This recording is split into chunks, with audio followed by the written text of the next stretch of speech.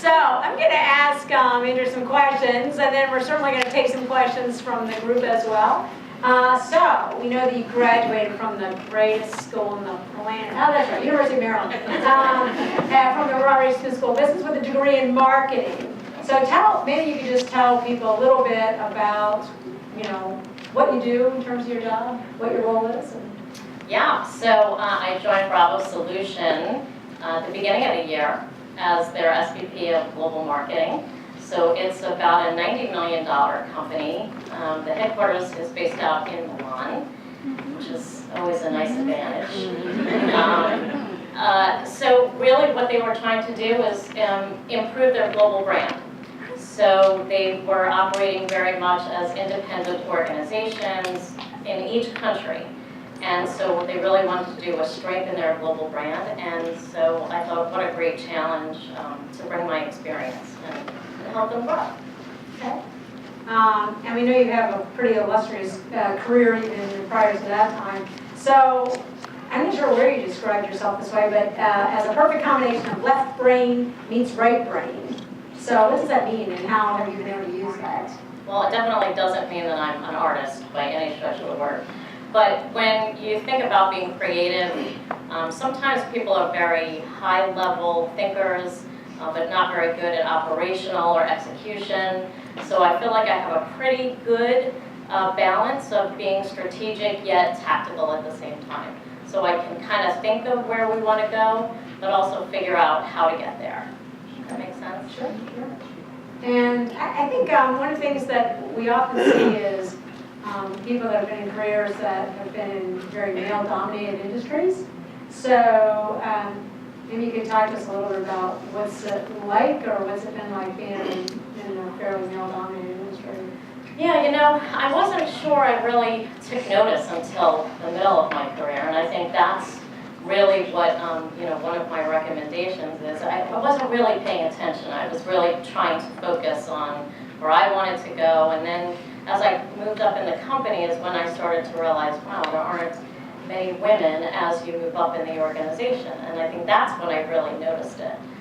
Information technology is a very male-driven technology industry. I think a lot of it is because women tend to stay away from the sciences.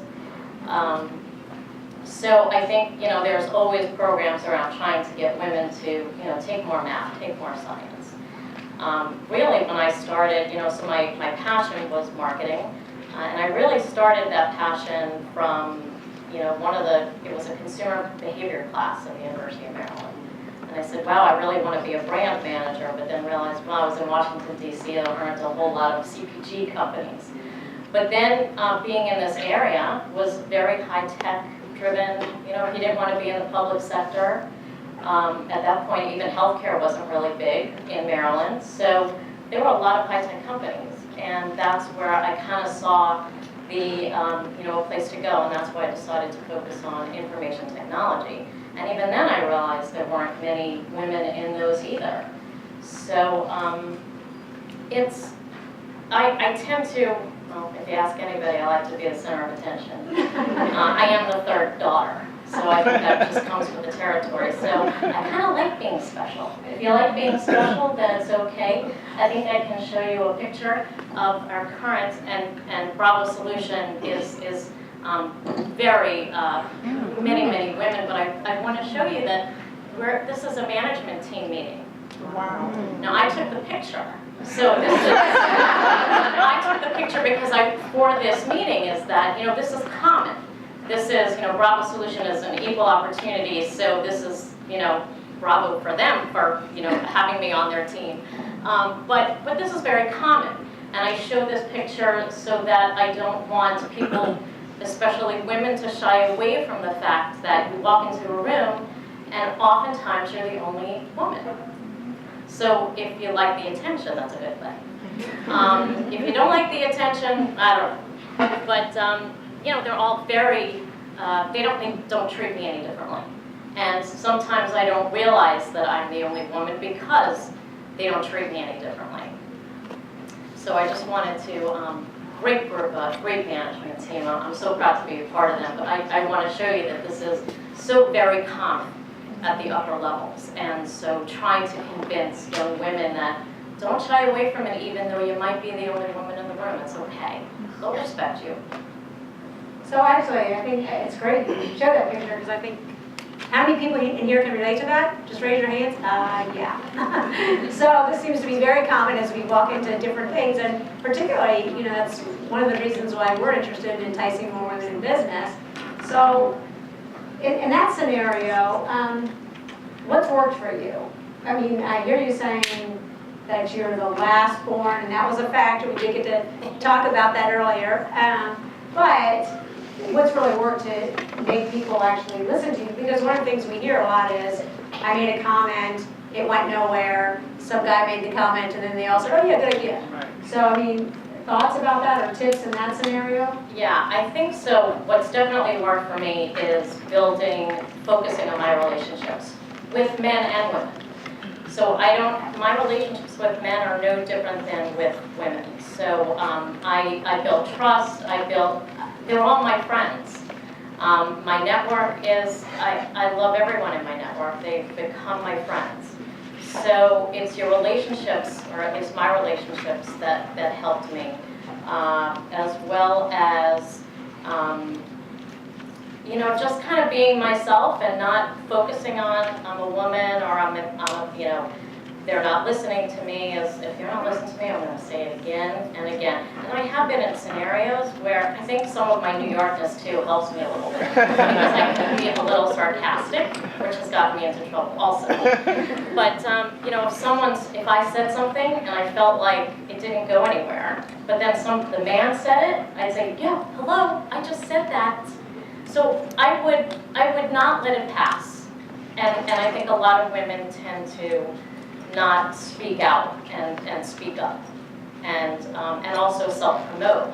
I mean, there have been times where, because of something I've done, somebody said, I think that was great, I would forward it on to all my superiors and say, hey, look, the thing that we did here was really a good job. So it was a little bit of self-promotion, and women, I have to even overcome I have to say, oh, that's kind of weird, self-promoting. But men do it all the time. They don't think about it. I'm sorry for the men that may be listening, because I'm streaming too. So they don't think about it, and bravo for them for not doing it. So we have to learn that way also, is you just don't think about it. If it's a project you did and you didn't get the kudos, then you self-promote. And no one's going to look at you. You have to do it in the right way. Be sensitive to that, but don't not do it. By the way, if you're, I can say if you're a woman because you're a woman, but if you're also introverted, more introverted than extroverted, there's some great resources on self-promotion for introverted.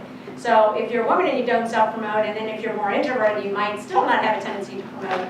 There's a lot of great resources on how to do that, because I think that's a great point that you raise. And men do a great job at it. They just do it naturally. And we tend to wait to be acknowledged. Why I want this job, but I should have gotten it. Well, you have to kind of let them know that you expect to get it or expect to be considered for that position. But as women in general, we want to be acknowledged, we want to be recognized. But you can't wait for that. You just can't. And men don't. They don't. They put their name in the ring. They make themselves noticed. They just do a great job at it, and we have to learn from that. Do you ever feel like there's been any times in your career when being a woman has sort of held you back, or? If it did, I didn't notice. Like I said, it wasn't until I started getting to the upper parts of the organization where there have been times I said, wow, I didn't feel a glass ceiling until recently when you start moving up higher. But until then, I never paid attention. I didn't notice. Somebody once did ask me, have you been hindered? I go, maybe, but I didn't know. I didn't know because I was on the track of what I wanted to do. Maybe, especially on the equality and salary side, I always make the expectation. I said, I'm one of the major breadwinners of my family, and I expect to be compensated as such. and make it very clear that I'm a significant contributor to my family, so don't even think of giving me 50% of what you were thinking, because the guy next to me has to support a family, because I have to support a family too. And I've been very clear with future employers. So I wouldn't shy away from that, is make the expectation that you expect the salary to be fair, you know, and as equal. So that sounds like if you were, and because you're providing some excellent advice, and if you were talking about skills that you think people would want to have, it sounds like one of my favorites, negotiation skills, obviously, that would be really important, as well as their confidence. Other thoughts about? Well, I want to go back to your, you know, because I think I really stink at negotiation. I don't know if anybody who negotiates, you go, oh, I should have asked for more. Is that just a normal thing? Is that normal, is to think? Well, if they gave you something real fast, yeah. Yeah. I think, you know, negotiation skills are, you know, I'm not the best negotiator, but I just make my expectations clear. Yeah. Is, you know, and don't shortchange, right? Is do your research, see what other, you know, there's so much out there that you can find out, you know, on salaries and compensation, and it's like buying a car. Go in with, you know, some information behind you, and be prepared. I don't know if you have to be the best negotiator, because I always feel like, damn, I should have asked for more, you know, but have a figure in your head, or you know, a job that you want, and just don't be afraid to put it out there. Men do. They're just never afraid. So I think that's interesting, because it strikes me that one of the things that you do, which I know I've talked to a lot of people about doing, is thinking about, well, which sounds kind of strange, what would a man do in this situation? But yeah, if you're fearful of something, Yeah. and would you be fearful, and so why are you fearful, and Right. what's the reason why, Right. and to get past that, yeah. Right. I think we might think, oh, well, if I ask for 20% more, they won't give me the job, right? But men don't think that way. They'll just say, I'm going to ask for 20% more and see what happens. We have to stop thinking so much. That's what it is. You know, feel like know what you want, ask for it, because what's the worst they can say? No. Well, and I think you made a good point about just always have to be very prepared, so. Yes, you have to be prepared. So let me ask this question, because based on the pictures, see a lot of pictures of you with, you know, other people in your life. So how do you make that transition of, you know, you're at work and you're in this very important position, and then you go home and you're a wife and mother, and, you know, how do you make all that stuff work out? It's not easy. It's definitely not easy. You know, I would kick the kids before I kick the dog, right? But it is something that you have to work at. It is not an easy transition. You definitely have to have a support. I have a very supportive husband. I have friends, you know, was it Hillary Clinton that said it takes a village to raise a family, right? And it honestly does. It really does. So it's just, again, it's all about the relationships and the network. Your network at home and your network at work. So, you know, with a support system of friends and family, it helps with the transition, but it's not easy. It does take work, and sometimes I'm better than other days. So you can't be perfect in everything, but you can try. And I think it's interesting, I know I was just reading in the Post yesterday, the new CEO of Deloitte, who's a woman who was talking about how she at first was not letting people know, like, when she would leave. She was just saying she would have to leave, but she was not giving reasons. And then she realized that a lot of women in the company were saying, well, if you can't manage family, then how am I going to be able to do that? And so she started saying, well, no, I need to tell people, well, no, I'm actually leaving for my children, or I'm leaving to do these things, so that people see that you are trying to balance, and it gives other people freedom. And being a very high-level person in your organization, so how do you manage that so that younger women and men can say, okay, it's okay to have a family, it's okay to have leisure pursuits, it's okay to have this life outside of work? Yeah, I think I definitely noticed that, or there was a difference if a man said, I'm going to my daughter's softball game. Everyone was like, what a good dad. Yeah. And then, if a woman said, I'm going to go take my daughter to her orthodontist appointment, I don't think in reality people, like the men, would go, oh, she's not committed. But I think I felt that way, right? I have, some colleagues here, and it's, I think we're thinking too much, again, I'm not sure the men are saying she's not committed. But, if anyone would ever say to me or imply that no one has ever, in my entire career, no one, maybe I just got lucky in all my positions with all these companies, is they were very supportive because the men are doing it. So don't hesitate to do it. You can always, if anyone ever questioned it, you can always point to other men to say, look, he went to the soccer game and he had to go home because his wife it was girls' night out or whatever. So again, I think some of it's maybe historical. I think we've evolved a little bit more, but don't be afraid I still hesitate and say, if I have to, but I say it, to your point, I say it. Because everyone is doing it, the men are doing it, the women are doing it, we all have families, and we all have to give everywhere we are. Well, if you think about, especially, we hear a lot about the millennial generation, but, people say, well, do I want that? And when we think about enticing women into business, they may say, do I want that kind of job where I'm working all the time? Yeah. But if they hear people saying, well, no, I also have a life. Yeah. I also have hobbies, I also have family, et cetera, then I think that gives them hope that, they could go into these careers and still have. Yeah, I think we're lucky that technology has given us the ability to do different jobs that some you can stay home and telecommute. I think there's more opportunities for us than there ever been before, and for men too. So not just the women, but for just the people who want to be in the workforce and want to have a professional career as well as a family. So what's your view on, the extent to which you've had maybe role models, mentors, sponsors, thoughts about that? I think on the role model side, it's interesting, it's more on the personal side. My father's a businessman, he's a hardcore salesperson, and he never, he had 3 daughters, and he never thought we couldn't do anything. And then I had a mother who was she was an only child, and she was very influential in making sure, she passed away 13 years ago, but she was so instrumental in saying you will have your own life, you will make your own money, you can fall in love and you can have a husband, but you need to be able to support yourself.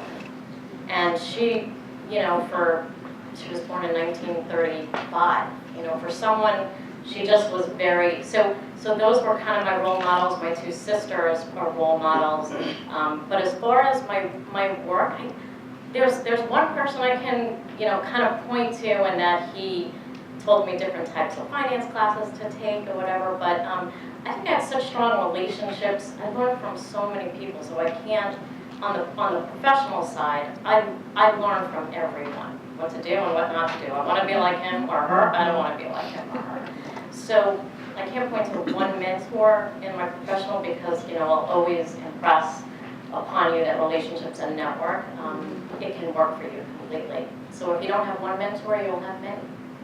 Right, and I think we try to tell people that mentoring is important, but you really don't just have one mentor. You want to have multiple mentors. Yeah.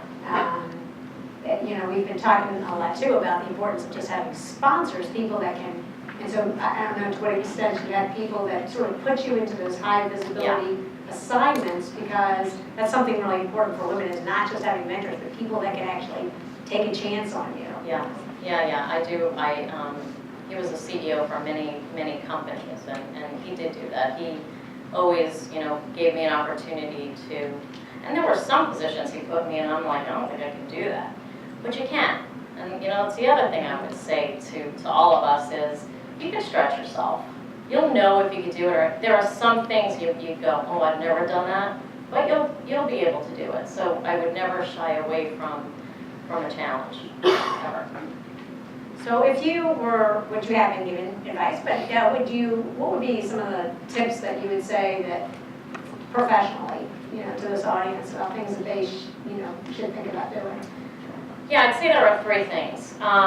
The one thing is build your network early, and nurture that network early. My sisters will say, oh, you're going out again, or my husband will be like, oh, you're going out again, and a lot of it's because I am going out, so I'm not a golfer. So here's the other thing, is if you're not a golfer, how do you go on the golf course and hang with the boys, or the girls, mostly boys? I'm not a golfer, but my relationships with men are on, more of a professional and social level. So I'll always go out after work and have drinks, or if we're at a conference, I'll hang out with them till 4 in the morning. They're bushy-eyed and I'm half, dragging my feet. But that's as important, so building the network and building the relationships with both men and women. But my relationships with my professional colleagues are just as critical and important for me. So you can have those relationships and build that network even though you're not on a golf course, right? The self-promote is don't be afraid. If you feel that you need to be acknowledged, put it out there and say, hey, look what I did. I'm so thrilled with the results. And people won't look at you negatively. You do it in the right way, and it'll work. And I would say keep growing and learning. There's a lot of people I know that stay comfortable in their position just because it's comfortable. I'd say just keep growing and learning. Learn new skills, learn new techniques. Like I was in marketing and I said, I really stink at finance. So I took an executive finance course. So just always learn and grow. That's great, because that sounds like face your fears. Yeah. In a sense Yeah. of, but we do get comfortable, right? And so that's, I think you make a great point about constantly putting yourself out there. And I think even Kirsten, all of our previous speakers have talked about the importance of putting yourself out there, learning new things, and being willing to take those challenges when people put you in those kinds of positions. So what would be 3 things you'd say don't do? Any thoughts on that? So don't be afraid to take a new challenge, I'd say, right? You don't necessarily have to focus on the quality and inequality of a woman. You could be aware of it, but don't, there's a lot of women I know that are just so obsessed, and a lot of times they're walking around being angry. It's like, just don't focus on it. Just put your goals and set your goals, and be the horse with the blinder on, and just go forward. Don't sit quiet, right?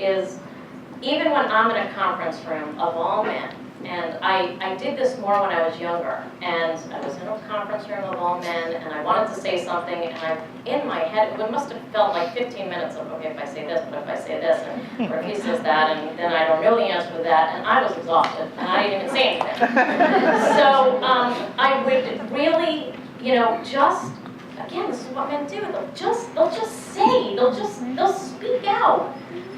So you don't have to, don't sit quiet. If you have something to say it and make sure it's being heard. And it's happened to me where, I'd say something and then it kind of blew over, and again, you can be a little fun, and don't be afraid to be fun and have a personality. And I've seen different women in the world. There's like the woman with the blue suit, blue and white, and she won't wear anything else, and she wants to be equal with the man, and here's me coming in with color and high heels and a skirt up to my knee. And don't be afraid. You don't have to be a man to be in the man's world.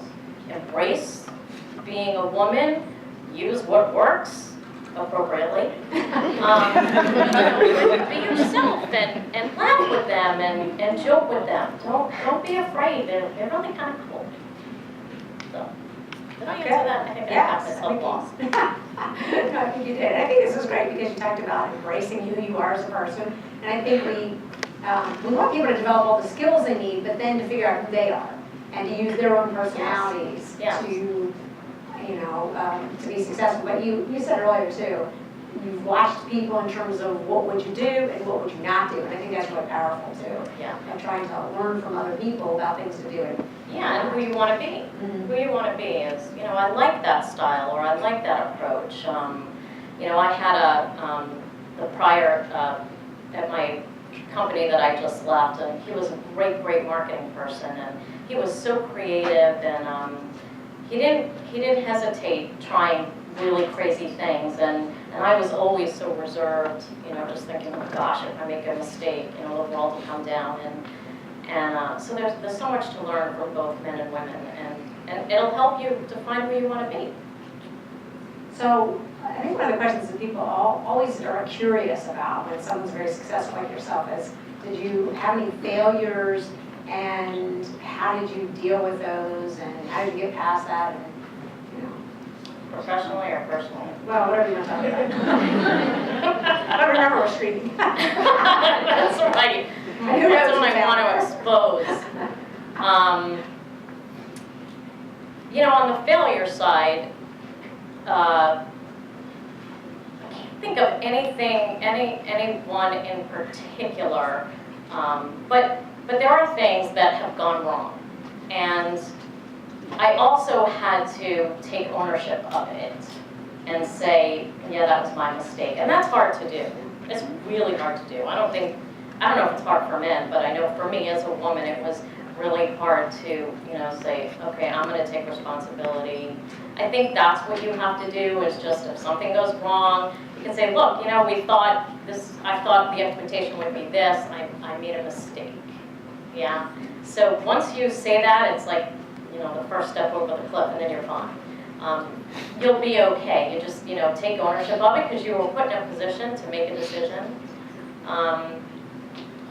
Just live with it, and then learn from it. And if you're with a good company and with a good culture, people will say you'll, try things, and if they fail, you'll try something else. So for you, what does the other side, what does success really look like for you? That's a really good question. That wasn't on the list. Success for me. I think, being, running from a role position is, where I am is like really where I wanted to go was, really to help a company grow, run their marketing organization. But I think when I look at success, for me, it's the many relationships that I've built that I could call on.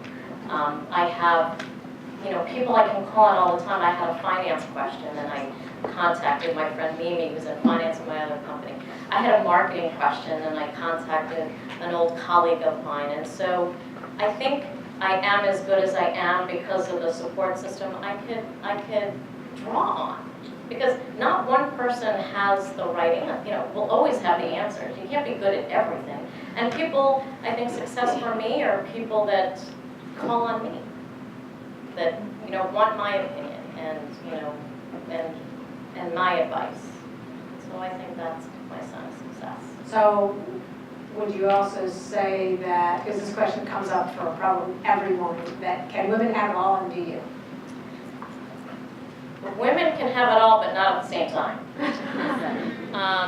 Right? You can have a family, and be a wife.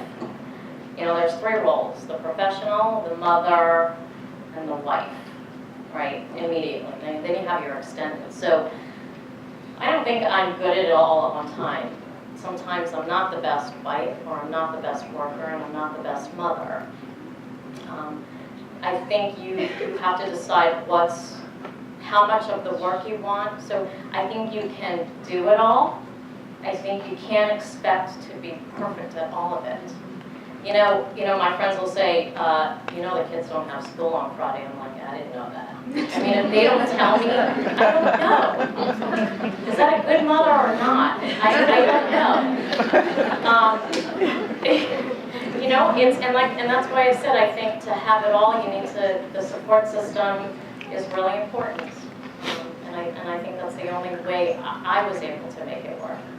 I mean, I do have a story about my middle son has, he was diagnosed with ADHD, and we were having problems with his behavior around 7 years old, and we brought him to a therapist.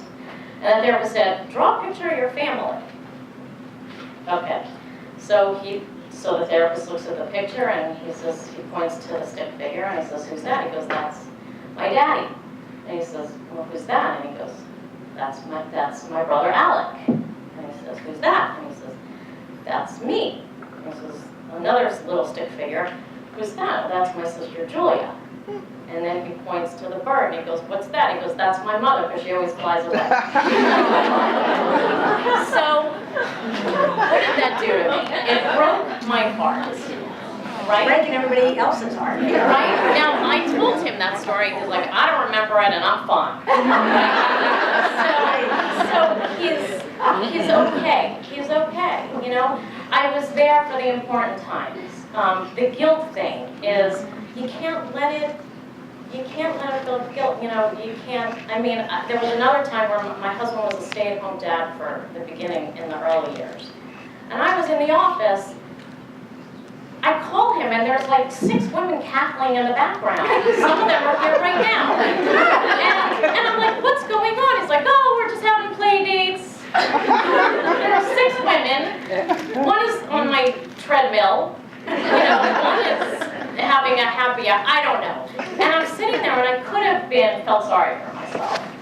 But I laughed, and I thought, you know, how great it was. And there were times that I said, am I missing out? My kids are fine. I have one son who's here at the University of Maryland, another one going to college, another one who's here. They all seem to do. They seem to be fine. So don't necessarily let the guilt,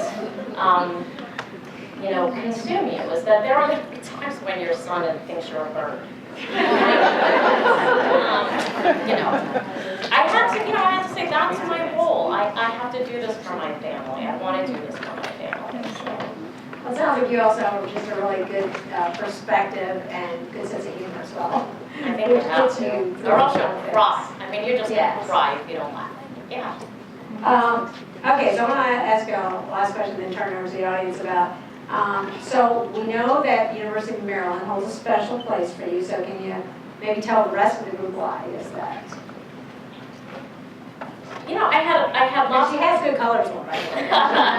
I just had lots of good memories. Like I said, the reason why I got into marketing was because I took that consumer behavior class. I wish I could remember the professor's name, but the project was go shopping. I took my oldest sister shopping, and the idea was to walk through the mall and see what she reacted to. Right? Was it a sign? Was it a smell? Was it the lights? And I thought, wow, how can you, just the idea of manipulating someone through marketing tactics, what drives them to buy, set the ground for me. So I think that ultimately was, why I have such a place. It's a place in my heart here. My son goes here. I walked around the campus with him, and I just tried to joke with him. I go, yeah, I kissed a guy there and there. But just to freak him out. But he, it's just. I think with programs like this too, I'm so behind it and think it's so important. So I think the school's just progressive in that way, and it's great. And Sharon's worried because she thinks she met your husband here. No. Oh, you might have, yeah. So he does teach here, yeah. You met your husband. Oh, I met my husband here. I thought, yes, I did. Is that what you're trying to get at? Because, okay, yes, he was my professor. It was a karate class. I feel like we're going to talk show. We're going to start taking questions from the audience. It's getting better now. Is that what you were getting at? Well, I mean, special place, and Sharon's like, didn't she meet her husband there? Yes, I should have said that.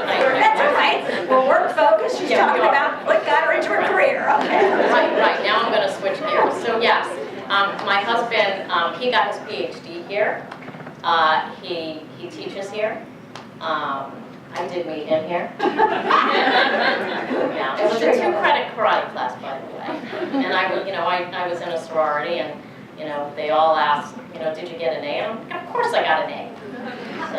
Well, that's an important safety skill to have. Yeah. Okay, with that, with what I don't know, we're going to turn it over and see if there's any questions from the audience. Sharon's good, Mike.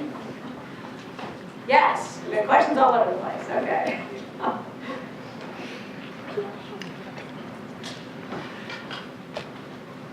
You can just take that off the video, that last part. No. Does this work? Can you hear me? Okay. So I just graduated from the Smith MBA program in December. Congratulations. Thank you. So I was in the part-time program, and we had a lot of women in my class, which was great. And since a lot of us have now graduated or are graduating, we do a lot of events now that we're not in the same classroom every other day, basically, where we do brunches and we do other activities, and having that peer network of women who are all in the business world that you can talk to and vent to and build upon. Do you have a network of women like that where they're your peers? Absolutely. Like I said, my network is I think that's one of the things I'm most proud of is a network of women, and I've really tried to make sure that I've become a network for younger women and even my colleagues. It is very important. I would just make sure that your network is men and women. Just, you need them both. You need advice on many different things. So on the women's side, it's like, just how did you break into certain things, or what did you do in this scenario, and on the men's side is how would you approach this, and so absolutely, I have a women network of peers and people above me as well. It's very, very important. Okay. I think we can probably hear you. Okay. Yeah. Hi, thank you. My name is Adriana, and I'm a full-time MA student of first year. My question for you is, how do you deal with female jealousy that can sometimes be probably a little more intense or disruptive compared to maybe men who just kind of Yeah, very good question. Now we're really getting into talk show questions. For the side from the audience. How have you dealt with that, and what's your people on that? Yeah, it's a really good question. I think a lot of it comes on the psychology side. Is the one thing is communication. Just opening up if I have felt that there is some tension or stress with another woman, it's really, again, trying to just build that trust and relationship, open it up, make them feel like, a lot of times it'll happen at the peer level, right? And so it's just, communication's really important. It's the psychology side of it, right? Is let it out, because you don't really know where the jealousy is coming from, right? And so you just have to just open up the kimono, as they'd say, and just say, try to get out what is the challenge. It really depends on the situation of, is it a peer on a project, or you got promoted and they didn't, is you kind of face it. I always try to face things head on and not let things, I would sometimes approach and say, I'm feeling tension, is it me, am I crazy? So I would say be open up communication and see maybe where things are coming from. And then you'll kind of find out, and then you'll know how to manage it. It's all about management, right? Managing expectations, managing perception. It's exhausting all day, right? It's what you have to do. You're doing your job, but business is politics. There is politics everywhere you go. And you have to work, I'm not saying you necessarily have to play politics, but you have to understand it, because who are the influencers? Who are, what was that, Survivor, right? That was all politics, is who do I align with if I want to get here? You have to figure out who the players are, who you need to align to, who you need to befriend because they're jealous, but they may be pretty influential. So you have to work on that relationship. Does that make sense? I think that's, you raised a good point about going back to your earlier point of not just sort of staying at your desk and not paying attention to what's going on, just doing your job thinking, well, and they'll recognize me for X, Y, Z. You really actually have to be aware this is a political environment that we operate in, and you need to know what's going on. Yeah, make yourself known. Make sure your name is known. You know, it is part of the job. It is part of the job. You are not sitting at your desk doing it. If you want to go somewhere, you want to be someone. That's a song. Wake up, Sister Act. Right? Sister Act. Yeah, that's right. I love that movie. Okay, sorry. You really do. That is part of the job. I'm glad that was brought up. Is, you know, it's not just that it's not your job description, but if you really want to, you have to get your name known. You have to build relationships. It's part of the job. Hi, I'm Lauren. I'm a senior supply chain and marketing major, and I really like to read.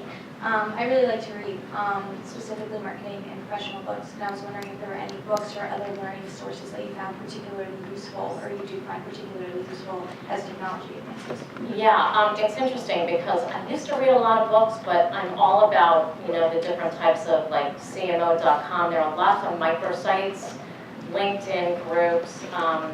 I haven't read the only thing I really read, and you're going to laugh at this, but is the Costco Connection.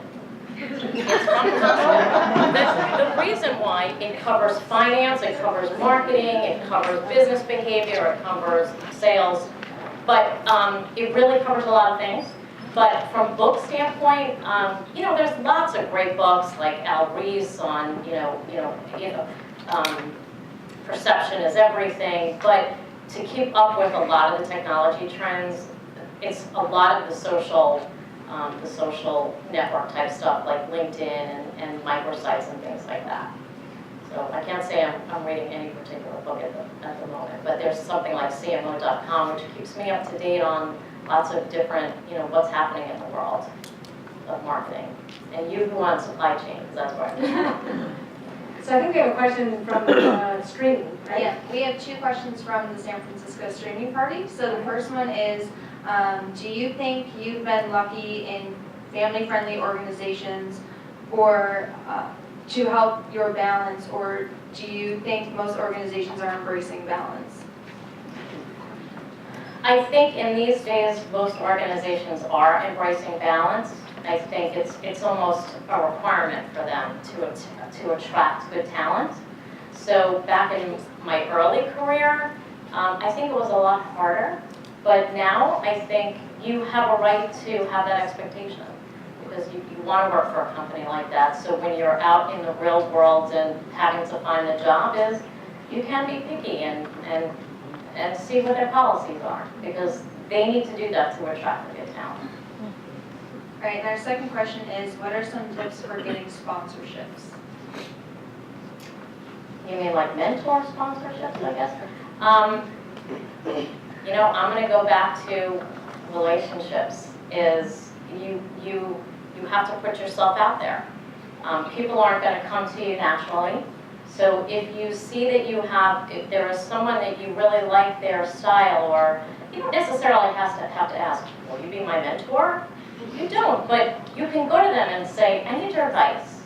Can you take a look at this? Because I'm not sure if it reads right. So my suggestion or recommendation is just build the relationship and be human and become friendly and just ask for people love to give advice. So that's the best way to do it. So we have time for one more question.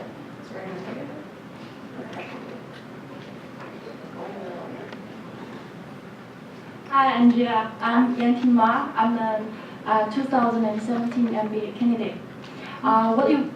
Your suggestions were very helpful. I took notes of many of them. And you mentioned that it was very hard to admit your mistakes.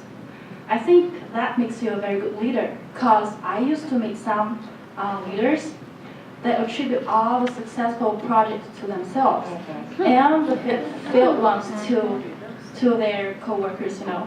Have you ever met leaders like that, and how do you deal with them? Yeah, I have met more than my fair share of those leaders. Well, I wear my heart on my sleeve, so, you know, it's hard to contain my emotions of dissatisfaction when someone doesn't take responsibility. Again, you have to be, you know, really careful, as sometimes you have to let things go. You have to pick your battles. If it's something that's a poor reflection on me, that I wasn't necessarily responsible for the failure, but maybe it was being pushed on me as failure, I will always speak up and speak out on that. If I was looking on the surface and I saw a project fail and they weren't taking ownership, you just have to be careful as to what you expose, right? So if it impacted me personally, I would speak up and speak out. If it really just happened, you know, I'm the viewer of it. Sometimes I might say, I heard the story differently, or you may want to talk to so-and-so. I think the story may not be complete. So if I know something, I will always speak up and speak out. But if I don't, I can't say much. Does that answer your question? And I think you have great insight on what makes a good leader and a poor leader. So, Absolutely. great points. Yeah. So I think we're going to stop this part of the programming right now because we have some other things that we want to do. But we just wanted to thank you. I know Sharon's going to come over, but thank you for letting me ask you some questions in our writing notes. So.